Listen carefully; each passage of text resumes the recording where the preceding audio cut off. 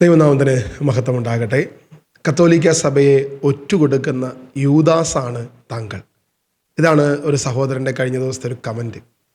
എന്തായാലും ആ കമൻറ്റ് ഞാൻ വളരെ സന്തോഷത്തോടെ സ്വീകരിക്കുന്നു. എന്തു തന്നെയാകട്ടെ, അദ്ദേഹത്തിൻ്റെ മനോഭാവം എന്തുമാകട്ടെ, എന്തായാലും ഇന്ന് യൂദാസിനെ കുറിച്ച് ചിന്തിക്കാം എന്ന് ഞാൻ വിചാരിക്കുന്നു. വിശുദ്ധ ബൈബിളിൽ യേശുക്രിസ്തുവിൻ്റെ 12 ശിഷ്യന്മാരിൽ ഒരു വ്യക്തിയാണ് യൂദാസ്. ഒരു കാലത്ത് ബൈബിളിനെ കുറിച്ച് യാതൊരുവിധ ബോധ്യമില്ലാതിരുന്നൊരു കാലഘട്ടത്തിൽ ഞങ്ങളുടെ ദേവാലയ പരിസരത്ത്, ദേവാലയത്തിൻ്റെ ആ ഒരു ഏരിയയിൽ തന്നെ ഒരു ലാറ്റിൻ ചർച്ച് വരികയും ഒരു ചെറിയൊരു കപ്പേള വരികയും അത് യൂദാ തദേവൂസിൻ്റെ നാമത്തിൽ ആയിരിക്കുകയും ചെയ്തു. അന്ന് ആദ്യമായി ഈ യൂദാ തദേവൂസിൻ്റെ നാമത്തിൽ ഈ ദേവാലയം വന്നു കഴിഞ്ഞപ്പോൾ ഞാൻ ചിന്തിച്ച കാര്യം ഇതാണ്: കർത്താവെ, നിന്നെ ഒറ്റുകൊടുത്തവൻ്റെ പേരിലും ഒരു ദേവാലയമോ? ഇതെന്ത് നീതി, ഇതെന്ത് ന്യായം? കാരണം ബൈബിളിനെ കുറിച്ചോ ക്രിസ്തുവിനെക്കുറിച്ചോ യേശുവിൻ്റെ ശിഷ്യന്മാരെക്കുറിച്ചോ എനിക്കറിയത്തില്ല. 2 യൂദമാരുണ്ടെന്നും അതിലൊന്ന് യൂദാ തദേവൂസും മറ്റൊന്ന് യൂദാസ് കറിയോത്തയും. ഒറ്റുകാരനായ യൂദാസ് കറിയോത്ത ആണെന്നും തിരിച്ചറിയാൻ കഴിവില്ലാത്ത ഒരു കാലഘട്ടം. ഏകദേശം 10-12 വർഷം പറയുന്ന കാറ്റഗിസവും വേദോപദേശവും എല്ലാം പഠിച്ച് വിശ്വാസ പരിശീലനം സിദ്ധിച്ച് വിശ്വാസം ഏറ്റുപറഞ്ഞു നിൽക്കുന്ന ഒരവസ്ഥയിലും ഇതായിരുന്നു എൻ്റെയൊക്കെ ബാല്യം അല്ലെങ്കിൽ യൗവനം എന്നുള്ളത് വളരെ ഖേദത്തോടെ വേദനയോടെ ഞാൻ ഓർക്കുകയാണ്. ഏതായാലും എൻ്റെ അത്ര മോശം ചിന്തിച്ച ആരും ഉണ്ടാവില്ല. നിങ്ങളൊക്കെ എന്നെക്കാർ മാന്യന്മാരായിരിക്കാം. യൂദാ തദേവൂസിനെക്കുറിച്ചും യൂദാസ്ലിയെക്കുറിച്ചും വ്യക്തമായി ബോധ്യമുള്ളവരായിരിക്കാം. യേശുവിൻ്റെ ശിഷ്യന്മാരെക്കുറിച്ച് കൃത്യമായ അറിവുള്ളവരായിരിക്കാം. ഞാൻ എൻ്റെ കുറവ്, എൻ്റെ ബലഹീനത ഞാൻ നിങ്ങളുടെ മുമ്പിൽ പറഞ്ഞു എന്നേ ഉള്ളൂ. എന്തുമാകട്ടെ, ആരാണ് ഈ യൂദാസ് കറിയോത്ത? 12 ശിഷ്യന്മാരിൽ ഒരുവനാണ് എന്ന് നമുക്കൊക്കെ അറിയാം. എന്നാൽ ഈ പറയുന്ന 12 ശിഷ്യന്മാരിൽ ഒരുവനായ യൂദാസ് കറിയോത്തയെ ക്രിസ്തു തെരഞ്ഞെടുത്തതിന് ശേഷം നീ കുറ്റക്കാരനാണെന്നും നീ ഒറ്റുകാരനാണെന്നും നീ തെറ്റുകാരനാണെന്നും എത്ര പ്രാവശ്യം യേശു മുന്നറിയിപ്പ് കൊടുത്തു എന്നുള്ളതാണ് നമ്മൾ ഇന്നത്തെ വീഡിയോയിൽ നമ്മൾ പരിശോധിക്കുന്നത്.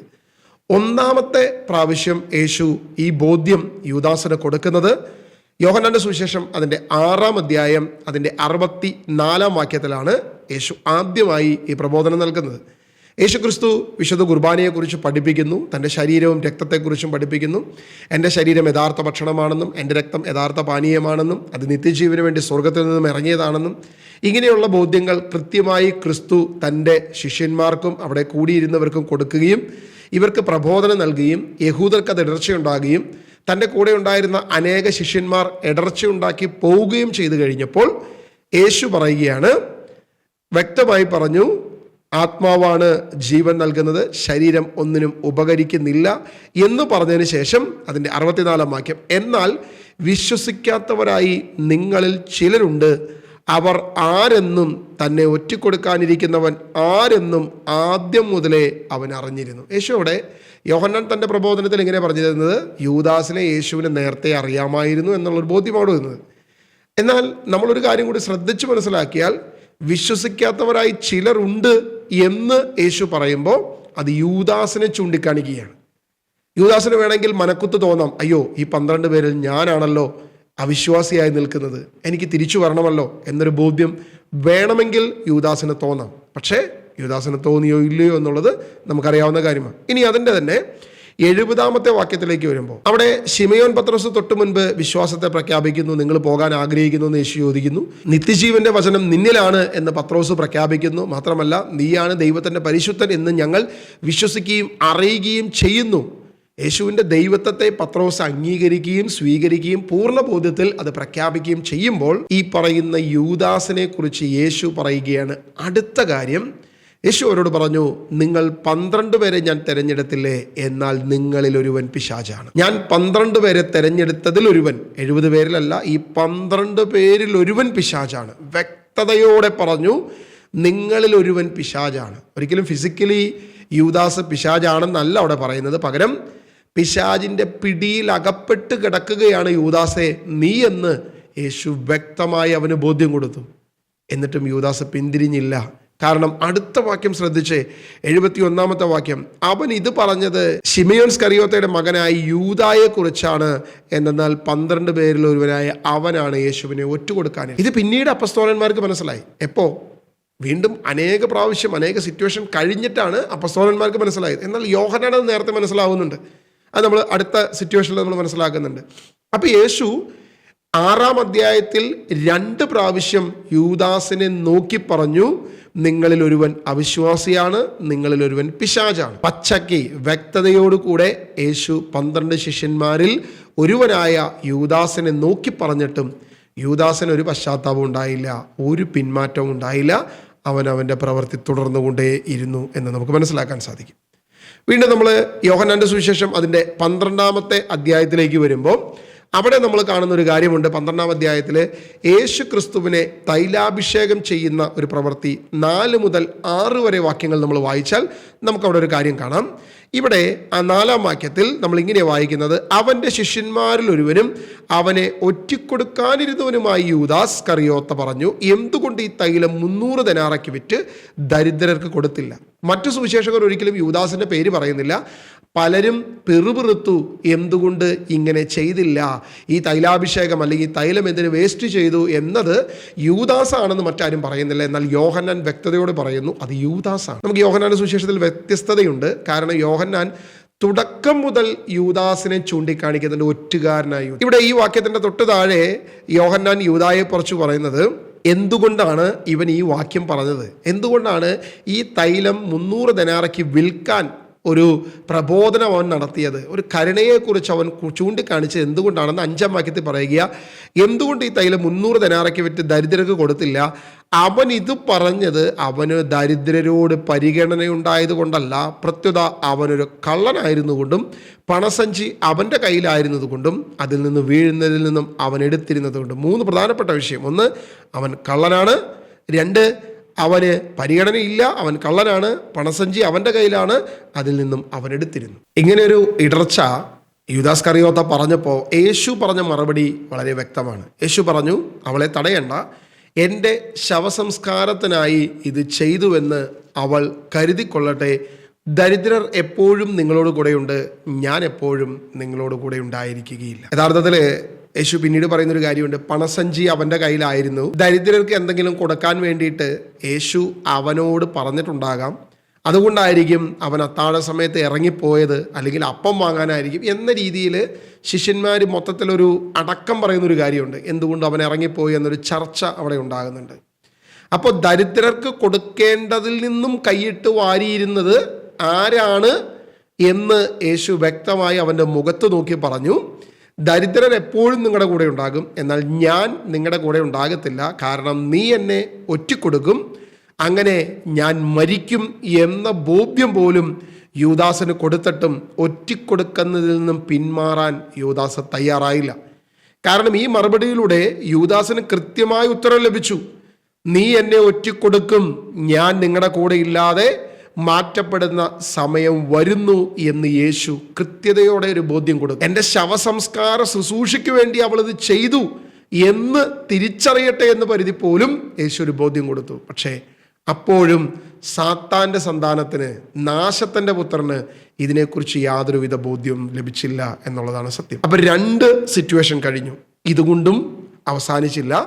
ഇപ്പോൾ 2 സിറ്റുവേഷനിലായി യേശു ക്രിസ്തു 3 പ്രാവശ്യമായി വ്യക്തമായി, യൂദാസെ നീ എന്നെ ഒറ്റിക്കൊടുക്കും, നീ പിശാചാണ്, നീ സാത്താൻ്റെ സന്തതിയാണ്, നിന്നിൽ പ്രവർത്തിക്കുന്നത് പിശാചാണെന്ന ബോധ്യം അവന് കൊടുത്തു. പക്ഷെ പിന്തിരിയാൻ അവൻ തയ്യാറായില്ല. യോഹന്നാന്റെ സുവിശേഷം 13-ാം അധ്യായത്തിലേക്ക് കടന്നു വരുമ്പോൾ വിശുദ്ധ കുർബാന സ്ഥാപിക്കുകയും പാദങ്ങൾ കഴുകുകയും ചെയ്യുന്ന ആ ശുശ്രൂഷയിൽ 4 പ്രാവശ്യമാണ് യേശു യൂദാസിനെ നോക്കി പറയുന്നത്, നീ ഒറ്റുകാരനാണ്, നീ ഒറ്റുകാരനാണ്, നീ ഒറ്റുകാരനാണെന്ന്.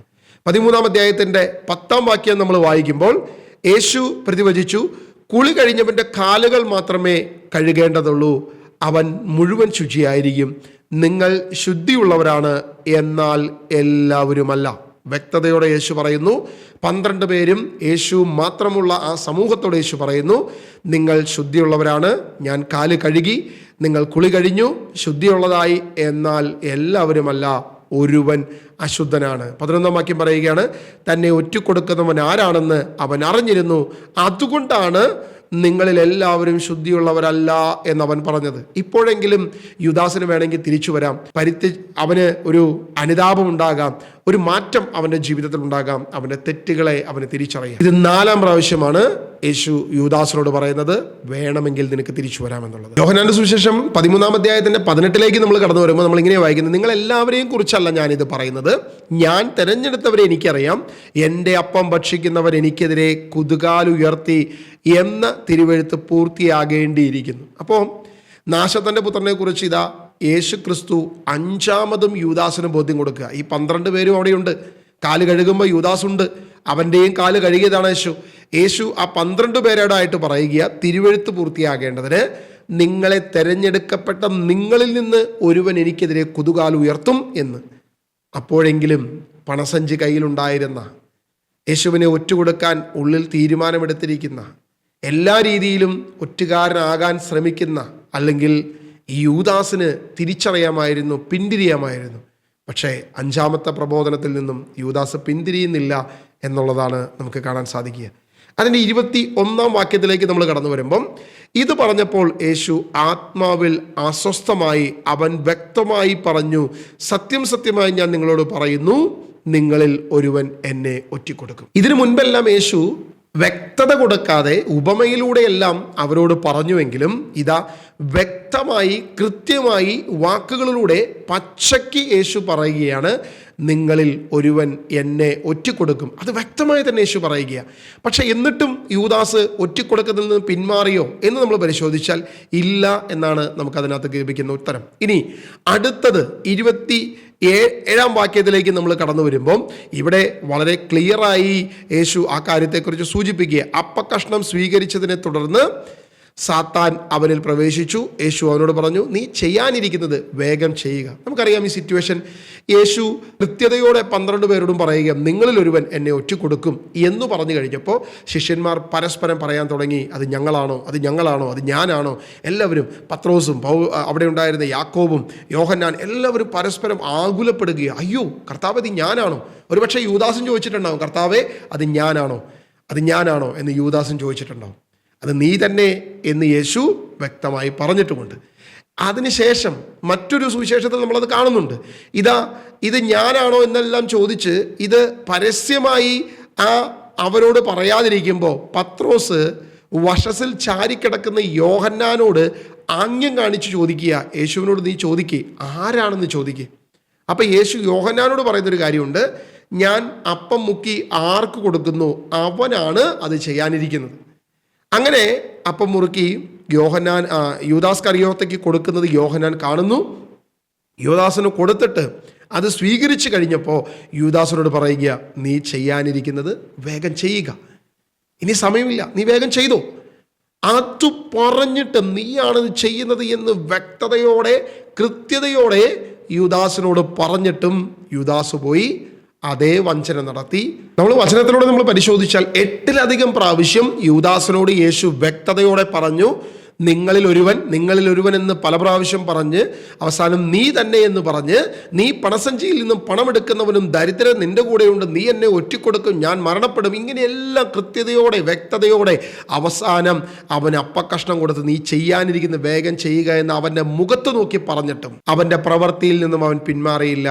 പൈശാചികമായ സാത്താൻ്റെ സന്താനത്തിൻ്റെ പ്രവൃത്തിയിൽ നിന്നും യാതൊരു പിന്മാറ്റവും ഉണ്ടായില്ല. പല കാര്യങ്ങളെക്കുറിച്ച് പ്രബോധനങ്ങൾ നടത്തുമ്പോൾ ദൈവവചനത്തിൻ്റെ അടിസ്ഥാനത്തിൽ ആദിമസഭയുടെ അപ്പസ്തോലിക പാരമ്പര്യത്തിൻ്റെ സഭയുടെ പ്രബോധന രീതിയുടെ പല കാര്യങ്ങളെ തെളിവുകൾ സഹിതം ഞാൻ മുന്നോട്ട് ചൂണ്ടിക്കാണിക്കുമ്പം എനിക്കറിയാം നാശത്തിൻ്റെ സന്താനം ഒരിക്കലും തിരിച്ചു വരത്തില്ല. ഒരു നാശത്തിൻ്റെ പുത്രനും ഒരിക്കലും തിരിച്ചു വരാൻ പോകുന്നില്ല. അത് നഷ്ടപ്പെടും, അതൊരിക്കലും തിരിച്ചു കിട്ടത്തില്ല. എന്നാൽ ദൈവത്തിൻ്റെ സന്താനങ്ങൾ ഇതിലുണ്ട്. ഇനി രക്ഷ പ്രാപിക്കുന്നവരുടെ കൂട്ടത്തിൽ അനേകർ ഇതിൻ്റെ ഇടയിൽ അജ്ഞത മൂലം, അറിവില്ലായ്മ മൂലം, ദൈവത്തിൻ്റെ വചനത്തെക്കുറിച്ചുള്ള ബോധ്യങ്ങളില്ലാതെ അജ്ഞതയിൽ എൻ്റെ ജനം നശിച്ചു പോകുന്നു എന്ന് വ്യഗ്രതയോടെ ആകുലതയോടെ പറഞ്ഞവരെ പോലെ എനിക്കും അറിയാം ഒരുപാട് പേർ അജ്ഞതയിലാണ്. ഇന്നും ചില പാരമ്പര്യങ്ങൾ എന്ന തെറ്റിദ്ധാരണയിൽ ചില തെറ്റിനെ അനുഗമിക്കുകയും തെറ്റ് ഇന്നും പ്രോത്സാഹിപ്പിക്കുകയും അതിൽ വീണ് കിടക്കുകയും ചെയ്യുന്നത് എന്ന ബോധ്യമാണ് എനിക്കുള്ളത്. യേശു യൂദാസിൻ്റെ മുഖത്ത് നോക്കി 8-ലധികം പ്രാവശ്യം വ്യക്തതയോടെ പറഞ്ഞിട്ടും അത് മനസ്സിലാക്കാതെ ഇന്നും ആ യൂദാസന്മാർ യേശുവിനെ ഒറ്റുകൊടുത്തുകൊണ്ടിരിക്കുന്നു, വിശ്വാസത്തെ ഒറ്റുകൊടുക്കുന്നു, പാരമ്പര്യത്തെ, അപ്പസ്തോലന്മാരെ, അപ്പസ്തോലിക പ്രബോധനങ്ങളെ ഒറ്റുകൊടുത്തുകൊണ്ട്, നശിപ്പിച്ചുകൊണ്ട്, തകർത്തുകൊണ്ട് ഇന്നും വിഗ്രഹാരാധനയ്ക്കും അന്യാരാധനയ്ക്കും ആചാരങ്ങൾക്കും അനുഷ്ഠാനങ്ങൾക്കും കുടുങ്ങിക്കിടക്കുന്നു. അവരൊന്നും തിരിച്ചു വരത്തില്ല, നാശത്തിൻ്റെ പുത്രർ തിരിച്ചു വരത്തില്ല എന്നെനിക്ക് വ്യക്തമായിട്ട് അറിയാം. എന്നാൽ അജ്ഞതയിൽ എൻ്റെ ജനം ഒരിക്കലും പെട്ടുപോകാതിരിക്കാൻ, ഈ ജനം അജ്ഞതയുടെ വലിയ കൂമ്പാരത്തിൽ അകപ്പെട്ടു പോകാതിരിക്കാൻ സത്യത്തിൻ്റെ മുഖത്തെ ഞാൻ ഇനിയും തിരിച്ചറിയും, ഞാൻ ഇനിയും വ്യക്തതയുണ്ടാക്കും, ഇനിയും തെളിവുകൾ സഹിതം ഞാൻ പ്രബോധനം നടത്തും. അതിൽ യാതൊരുവിധ മാറ്റവുമില്ല. എന്നെ യൂദാസ് എന്ന് വിളിച്ചാലും സന്തോഷമേ ഉള്ളൂ. കാരണം ക്രിസ്തുവിന് വേണ്ടി ഏത് പട്ടം ചാർത്താനും ഞാൻ തയ്യാറാണ്. ഒറ്റ കാര്യം മാത്രമേ ഞാൻ ആഗ്രഹിക്കുന്നുള്ളൂ, എൻ്റെ പ്രിയപ്പെട്ട സഹോദരങ്ങൾ രക്ഷ പ്രാപിക്കണം, അനുഗ്രഹിക്കപ്പെടണം, ദൈവവചനത്തിൻ്റെ സത്യങ്ങൾ നിങ്ങൾക്ക് ബോധ്യപ്പെടണം. സത്യം ഒരിക്കലും മറനീക്കി അത് പുറത്തു വരണം. അത് മറയ്ക്കപ്പെടാൻ ദൈവം അനുവദിക്കത്തില്ല. അതുകൊണ്ട് ദൈവ സഹോദരങ്ങളെ, എൻ്റെ പ്രിയപ്പെട്ട സഹോദരങ്ങളെ, സത്യവചനം നമുക്ക് ബോധ്യം തരട്ടെ. ഇനിയെങ്കിലും കർത്താവ് പത്രോസിനോട് ഒരു പ്രാവശ്യമാണ് പറഞ്ഞത്, പത്രോസ് നീ എന്നെ 3 പ്രാവശ്യം തള്ളിപ്പറയും, അതിനു മുമ്പ് കോഴി കൂവത്തില്ല എന്ന് പത്രോസിനോട് പറഞ്ഞത്. പ്രിയമുള്ള ദൈവജനമേ, പ്രിയമുള്ള സഹോദരങ്ങളെ, സഹോദരിമാരെ, ഇനിയെങ്കിലും നമ്മൾ തിരിച്ചറിയുക. പത്രോസ് തിരിച്ചറിഞ്ഞത് പോലെ നമുക്ക് തിരിച്ചറിയാൻ സാധിക്കണം. പല സമയം നമ്മൾ തള്ളിപ്പറഞ്ഞു, പല സമയം നമ്മൾ ദൈവത്തെ തിരിച്ചറിയാതെ ദൈവത്തിൽ നിന്ന് നമ്മൾ അകന്നുപോയി.